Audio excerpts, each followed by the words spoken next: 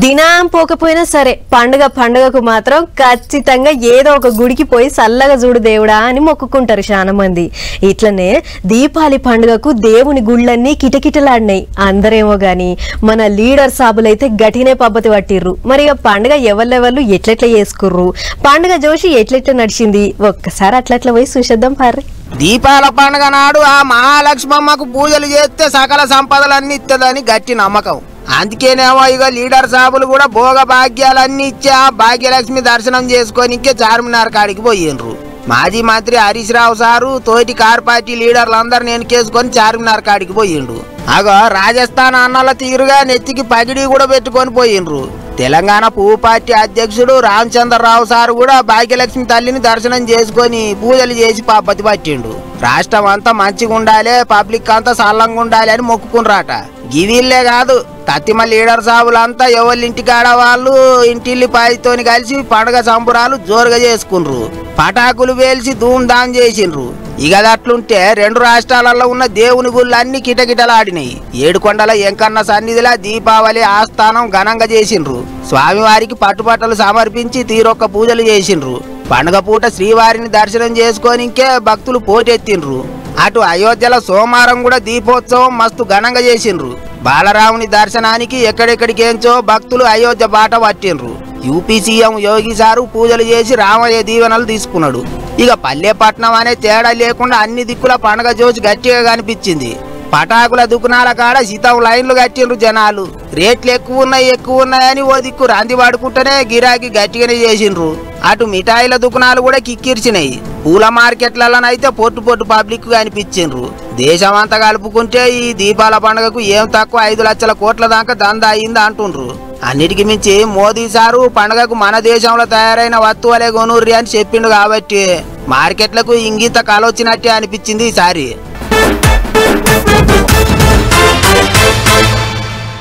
ఏమంట ఏపీలో Google company పెడుతున్నారనే ముచ్చట తెలిసిందో ఇక దేశం అంతా దాని గురించే మాట్లాడుకుర్రు. పక్క రాష్ట్రాలతోని పంచాయతీలు కూడా అయినాయి. ఇంకా నడుస్తూనే ఉన్నది రపరప. అయితే ఆ లొల్లి సల్లారనే లేదు. ఇగిన్ని కంపెనీలను ఏపీకి పట్టుకొచ్చే ఎగిరం చేసిండు ఐటీ మంత్రి. ఇక చూడుర్రి బయటి దేశంలో గట్టినే సుడి పెడుతుండు. మునం బట్టిన మంచిగా ముంగటికే పోవాలే గాని వెనకకు తగ్గేదేలే అన్నట్టున్నది. పోండ్రి ఏపీ సర్కారు వాళ్ళ పంతనం. ఒకటి తప్పితే ఒకటి ఏదో కంపెనీని ఏపీకి తీసుకురావాలన్నట్టే ఉరుకులు పెట్టిస్తాండ్రు. మొన్ననే గూగుల్ కంపెనీ గురించి చెప్పిరి. అంతకు ముందు కూడా ఓ డాటా సెంటర్ కు శంకుబండ బాతిచ్చిరి. ఇప్పుడు ఆస్ట్రేలియా దేశంలో ఉన్న పెద్ద కంపెనీల ఓనర్లతోని ఆఫీసర్లతోని మాట ముచ్చట్లు చేస్తాండు ఐటీ మంత్రి లోకేష్ సారు. రెండో రోజు కూడా సారు మీటింగులు జోరుగా నడిచినాయి. ఏపీలో పెట్టుబడులు పెట్టాలని అన్ని తీర్ల సవలతులు ఉన్నాయని ఆస్ట్రేలియా కంపెనీలతోని మీటింగ్ పెట్టి గట్టిగా చెప్పిండట సారు. 16 నెలలనే ఏపీకి 10 లక్షల కోట్ల పెట్టుబడులు వచ్చినాయి అన్నట్టు కూడా చెప్పుకొచ్చిండట. అంతేకాదు మన దిక్కున్న యూనివర్సిటీలతోని కలిసి పనిచేయాలని ఆస్ట్రేలియా యూనివర్సిటీలతోని మాట ముచ్చట్లు చేసిండట సారు. ఇదొకటే కాదు, ఆస్ట్రేలియా వాడల పోంచి గట్టిగానే తిరుగులాడుతాండు ఐటీ మంత్రి.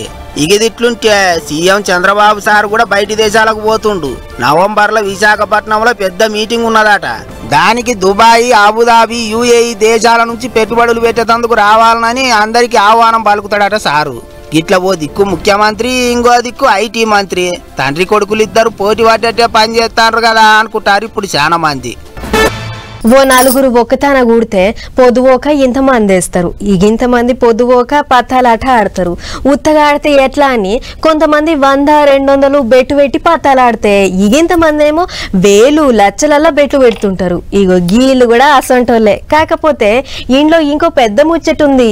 అదేందో తెలవాలంటే గీ వార్త చూడాల్సిందే. 15 సెల్ ఫోన్లు, 3,68,530 రూపాయల నోట్ల కట్టలు, పక్క పొంటే పలిచిన పేక ముక్కలు, దొరికిన 13 మంది పేకాట రాయిళ్లు.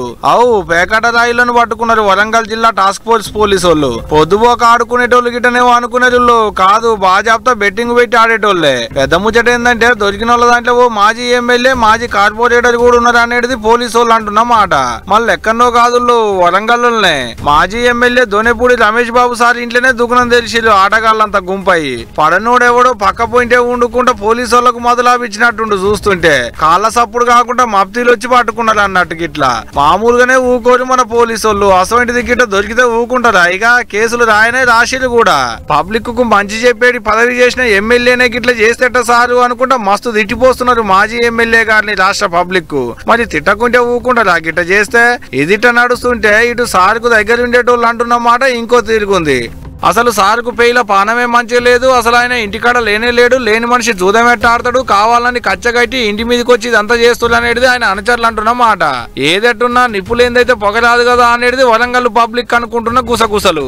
ఎవరికి దోసినట్టు వాళ్ళు అనుకుంటూనే ఉంటారు కానీ నిజమేదో అబద్ధం ఏదో పోలీసు వాళ్ళే బయట పెట్టాలి. మరి మన రెండు తెలుగు రాష్ట్రాలల్లా వెనకటి ఆచారాలు ఇప్పటికీ ఉన్నాయి. అండ్ల కర్నూలు జిల్లా దేవరగట్టుల కర్రల సమరం, ఇదే కర్నూలు జిల్లా ఖైరుప్పల అనే ఊళ్ళే పిడకల సమరం, సంత కల్లూరు అనే ఊళ్ళే మొగోళ్ళు ఆడోళ్ల తీర్ల మొక్కులు పెట్టుకునే ఆచారం, శ్రీకాకుళం జిల్లాలనేమో పెళ్లి కొడుకు మెళ్లే పెళ్లి పిల్ల పుస్తగట్టే ఆచారం. ఓ గిట్లా చెప్పుకుంటా పోతే షాన్నే ఉన్నాయి. అట్లనే మన ఆదిలాబాద్ జిల్లాలనేమో ఇక గీ ఆచారం. వరక్కో పొల్లగాండ్లు బొట్టగాండ్లు సొరపోరలు అందరూ మునం పెట్టి గుళ్ళు గీక్కుంటుర్రు.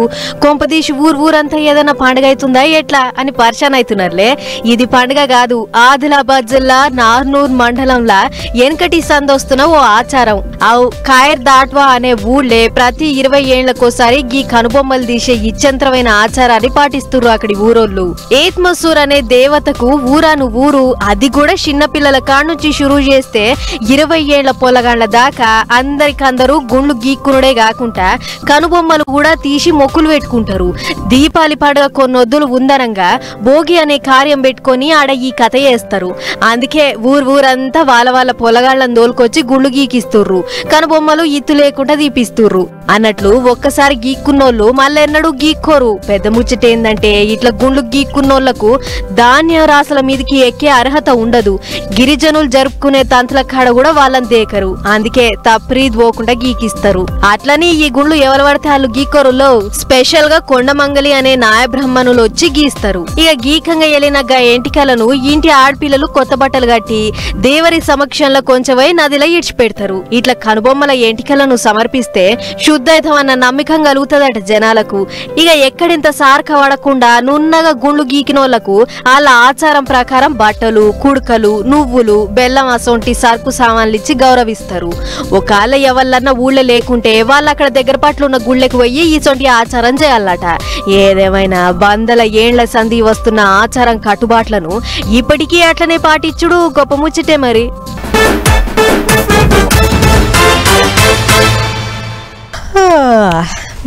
ఏంది గట్ల చూస్తుర్రు? ఎవరన్నా ఆవలింత వస్తే నోరంతా తెరిచి ఆవలిస్తారు. గట్లయితేనే తుడుత అనిపిస్తుంది. కానీ గీ పిల్లేంది ఏదో సానిల పడుతుంది అని పరిశాన్ అవుతున్నారులే. గీ ముచ్చట చూసినాక మీరు కూడా నా లెక్కనే చేస్తారు. ఆవలింత వచ్చేటప్పుడు నేను చెప్పే గీ శుద్ధి పక్క యాది పెట్టుకుంటారు అన్నట్లు. ముచ్చట ఏందంటే, అయ్యో ఈ గోస పాడుగాను భగవానికి సుత రావద్దమ్మా ఇసోంటి ఆపతి. ఇక గిడ నోరంతా తెరిచి మూగ సైగలు చేస్తున్న అన్నం చూస్తారు కదా. ఈయన ప్రయాణికుడు కేరళ రాష్ట్రం పాలక్కాడ్ అనే రైలు స్టేషన్కి వచ్చి కన్యాకుమారికి దిబ్రూగఢ్ పోయే వివేక్ ఎక్స్ప్రెస్ రైలు కోసం ఎదురు చూస్తాడు. అయితే ప్లాట్‌ఫారం మీదికి రాగానే అని ఆవిలిచ్చిండట. గాంతే తెరిచిన నోరు మళ్ళా మూసుకోలే. ఊరి అక్క ఆవలించి గింత సేపు అవుతుంది, దవడ కింది కొత్తలేదు, నోరు మూసుకుంటలేదు. ఏమైంది నాకు అసలని మస్తు పరిశాన్ అయ్యి నోరు తెరిచి గాలి పీల్చుడు పెట్టిండు. అట్లా చాలా సేపు తిప్పల పడ్డాడు. అయితే ఇంతలా ముచ్చటేరికయి పాలక్కాడ్లో పనిచేసే జితిన్ అనే డాక్టరు పిలువని దేవునోలే ఉరికొచ్చిండు. అప్పటికే నోరు తెరుచుకొని మాటలు రాక మూగ సైగలు చేస్తున్న అన్నను చూసి డాక్టర్ సాబు చేతులకు గ్లౌజులు తొడిగి ఇంత పత్తి తీసి నోటె పెట్టి కింది దవడను 2 చేతులతోని గట్టిగా ఒక్క ఒత్తుడు ఒత్తిండు. అంతే సిలుం పట్టిన బేరింగు గిరుజు పెట్టంగానే ఎట్టయితే పని చేస్తుందో అట్లా పై దవడొచ్చి కింది దవడను కలిసింది. నోరుగిన మామూలుగా అయ్యింది. అప్పటిదాకా నేను ఇక ఇట్టనే ఉండిపోతానా ఎట్లా అని పరిశానలో పడ్డా అన్న. అమ్మయ్యా నాకు ఇంకా భూమి మీద బాస్మతి బియ్యం బాకున్నాయి అన్నట్టు నిమ్మల పడ్డాడు. అయితే ఆవులించేటప్పుడు నోరంతా లాసిగా తెరవద్దు. ఏదో మామూలుగా అన్నమా ఆవిలిచ్చినవా అన్నట్టే చేయాలి తప్ప కప్ప తెరిచినట్టు తెరిస్తే దవడకుండే చిన్న బొక్క సరకయిస్తుంది అని చెప్పుకొచ్చిండట డాక్టర్ సాబు. ఏదైతే గాని ప్లాట్‌ఫారం మీద పిట్టలెక్క గిల్ల కొట్టుకుంటుంటే దేవునోలే వచ్చి నన్ను కాపాడినావు సారు, నువ్వు నీ ఇంటోళ్ళు చల్లగా ఉండాలి అని చెప్పి రైలు ఎక్కిపోయిండటగా సారు. మరి చూసిర్రు కదా, కొందరు ఆవలి ఇంత వస్తే నోరా అంతా ఇంత పొడుగు తెరుస్తారు. గాసోంటోళ్ళు ఎవరన్నా ఉంటే ఈ కాంచిగా అలవాటు బంద్ చేసుకోర్రి.